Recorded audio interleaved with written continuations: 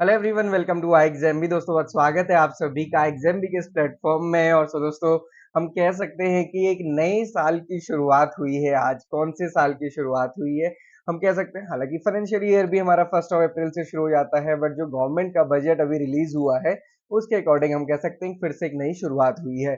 तो ये नई शुरुआत क्या है और इसमें एग्रीकल्चर सेक्टर के लिए क्या है, कृषि को क्या मिला है, किसानों को क्या मिला है, एग्रीकल्चर स्टूडेंट्स के लिए क्या इंपॉर्टेंट है, वो हम डिस्कस करेंगे, क्योंकि इन सभी चीजों से क्वेश्चन एग्जामिनेशन में आ सकते हैं।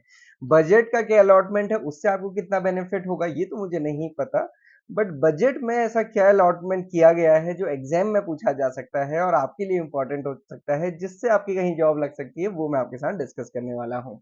सो ओवरऑल देखें तो बजट की 9 प्रायोरिटीज में इस बार बजट को सेग्रीगेट किया, जिसमें सबसे इंपॉर्टेंट है कि जो पहला पार्ट है या पहला पॉइंट है वही productivity and resilience in agriculture है। तो पहला पॉइंट ही या फिर पहली प्रायोरिटी ही एग्रीकल्चर है। दूसरा आप देखेंगे मैन्युफैक्चरिंग सर्विसेज, तीसरा infrastructure, employment, urban development, innovation, research, inclusive human resource, energy security and next generation reform. तो अभी हम क्या फोकस करने वाले हैं, productivity and resilience in agriculture. आपको पूरा बजट बहुत डिटेल में समझना है, हमारा टारगेट आरबीआई चैनल है, वहां पे हम पूरा डिस्कस करते हैं, तो वहां पे आप इसको देख सकते हैं। हम अभी डिस्कस करने वाले हैं क्या की अनाउंसमेंट हुए एग्रीकल्चर सेक्टर के लिए। इस बार जो एग्रीकल्चर सेक्टर के लिए अनाउंसमेंट हुए हैं वो बहुत इंटरेस्टिंग है। लॉन्ग टर्म में अगर आप उनको समझेंगे तो उसका बहुत बड़ा महत्व है, रादर देन की छोटी छोटी चीज तो हर किसी को समझ आ जाती है कि ये स्कीम लॉन्च की गई, इसमें ये किया गया। बट अभी क्या होता है कि एग्रीकल्चर जो हम कहते हैं कि सेक्टर में ऐसी इस बार लॉन्च की गई हैं चीजें या फिर ऐसी चीजें दी गई हैं जो थोड़ा सा भी समझने में मुश्किल हो सकता है, बट उनका इम्पैक्ट बहुत अच्छा है। अब वो क्या है, देखिए कि अनाउंसमेंट में देखिए 1.52 lakh crore allocated to agriculture and light sector. ये इतना बड़ा है, ये इतना बड़ा है, मैं भी आपको आगे भी बताऊंगा। जो हम कहते हैं कि ओवरऑल एलोकेशन हुआ उसमें से थर्ड टॉप पे, फर्स्ट पे डिफेंस है, सेकंड में कोई और है, थर्ड में एग्रीकल्चर सेक्टर है। मतलब सोचो एग्रीकल्चर सेक्टर के लिए इतना बड़ा बजटरी एलोकेशन होता है। पूरी कंट्री में जो टोटल बजट एलोकेट होता है, थर्ड नंबर पे एग्रीकल्चर आता है। फोकस किया जा रहा है रिसर्च में, ताकि नई वेराइटीज डेवलप की जाए। नई वेराइटीज की जरूरत क्यों है, क्योंकि क्लाइमेट भी चेंज हो रहा है, चीजें भी चेंज हो रही है, अडेप्टेबिलिटी और ये सारी चीजें, तो रिसर्च पे फोकस किया गया है। 1 करोड़ फार्मर को नेचुरल फार्मिंग में लेकर आने का सोचा गया है, सपोर्ट किया जाएगा किससे, सर्टिफिकेशन एंड ब्रांडिंग। सर्टिफिकेशन ताकि वो प्रोडक्ट का सबको पता रहे कि यार नेचुरल है, दूसरा ब्रांडिंग में उसको हेल्प हो, क्योंकि अभी क्या होता है ना, फार्मर करता है तो उसकी ब्रांडिंग का बड़ा इशू है। इंडिविजुअल इंडिविजुअल फार्मर ब्रांडिंग करते हैं, उसको कोई मतलब नहीं। अभी आप अगर मान लो मैंने ही कुछ अपना शुरू किया, कैलाश जैम, कैलाश सॉस, आप थोड़ी खरीदोगे कभी।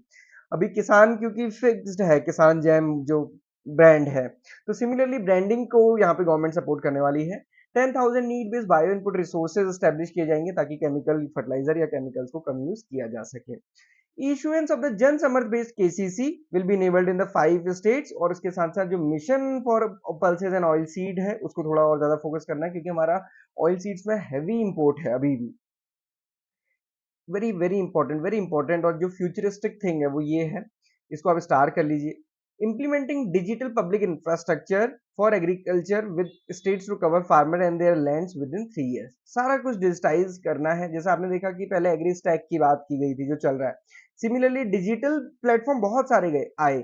Similarly digital crop survey for kharif using DPI will be taken in 400 district. तो ये सारी चीजें की जा रही हैं, और ये डिजिटल पार्ट में हम कह सकते हैं कि गवर्नमेंट इस तरीके से आगे बढ़ रही है।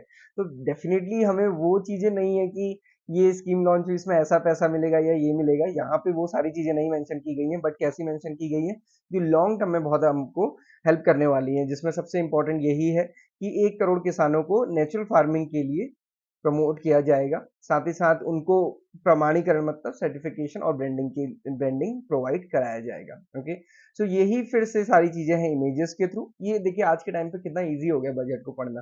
पहले से बजट पढ़ना कितना डिफिकल्ट था, वो बेरंग से पन्ने आते थे, ब्लैक एंड व्हाइट, और उसके बाद फिर न्यूज़पेपर में वैसे आता था। अभी देखो कितनी शॉर्ट इमेजेस में है, बहुत इजी हो चुकी है चीजें पढ़ना। तो इन इमेजेस को सेव कर लीजिए, ये पीडीएफ में आपको दे दूंगा, आप उसको भी सेव कर लीजिएगा, क्योंकि वहां पे बहुत डिटेल में डिफरेंट डिफरेंट चीजें जगह मिलता है। ये कंपाइलेशन आपके लिए हो गया। तो 1.52 लाख करोड़ रुपीस एलोकेट किए गए, अगेन सारा वही जो भी हमने डिस्कस किया।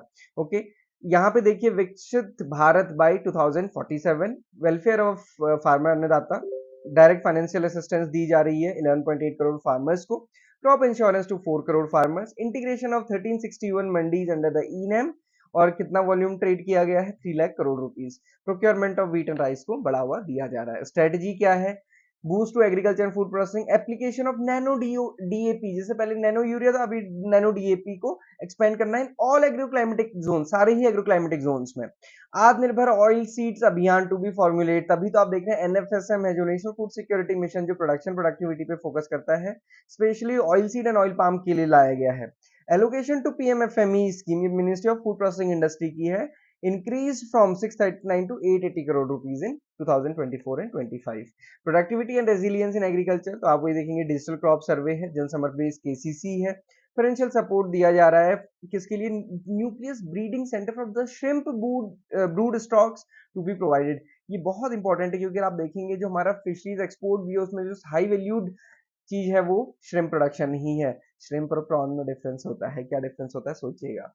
एक बार थोड़ा सा बजट को आप देखें तो आपको थोड़ा समझ आ जाएगा कि हमारे बजट का जो साइज है वो ओवरऑल कितना है 48.21, और इसमें हमने देखा कि एग्रीकल्चर को कितना दिया गया 1.52 लाख करोड़ रुपीस। तो आप ये समझिए कि 48.21 लाख करोड़ रुपीस में से 1.52 किसको दिया गया है? एग्रीकल्चर को। और भी अगर आप देखेंगे एग्रीकल्चर का बहुत इंपॉर्टेंट रोल है, ये हमारा पूरा का पूरा हम कह सकते हैं रिसीट्स है, ये हमारे एक्सपेंडिचर्स हैं।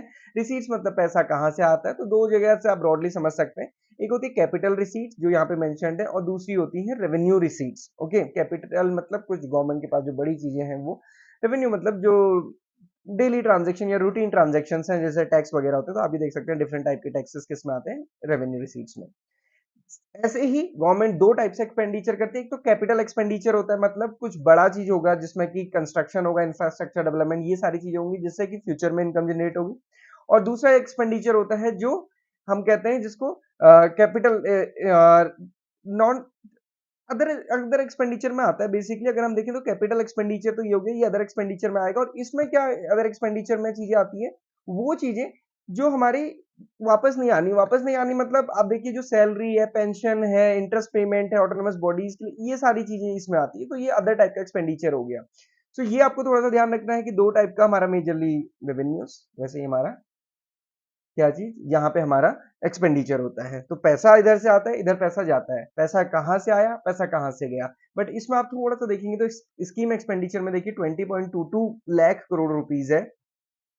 इसमें भी अगर आप देखेंगे जो हमारी सेंट्रल सेक्टर की स्कीम्स हैं उसमें देखिए सब्सिडीज में 4.28 लाख करोड़ रुपीस खर्च होता है, और उसमें सबसे ज्यादा फर्टिलाइजर एक इंपॉर्टेंट है और दूसरा फूड फूड जो नेशनल फूड सिक्योरिटी एक्ट के अंदर आता है उसमें। तो ये इंपॉर्टेंट रोल प्ले करता है। अब आप देखिए कितना बड़ा अमाउंट पे हो रहा है फर्टिलाइजर की सब्सिडी में, 1.64 लाख करोड़ रुपीस, एग्रीकल्चर पूरा उसके बजट से भी ज्यादा।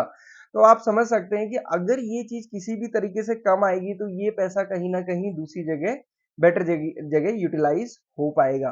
तो ये थोड़ा सा समझने की बात है। Okay, then expenditure of the major item जो मैंने आपको बताया था कि देखिए सबसे ज्यादा डिफेंस में है, सेकंड नंबर पे रूरल डेवलपमेंट है, तीसरे नंबर पे एग्रीकल्चर एंड अलाइड एक्टिविटीज है। तो ये दोनों ही ध्यान रखिएगा कि सबसे ज्यादा तो एक्सपेंडिचर गवर्नमेंट का डिफेंस में है, उसके बाद रूरल डेवलपमेंट में और एग्रीकल्चर में है।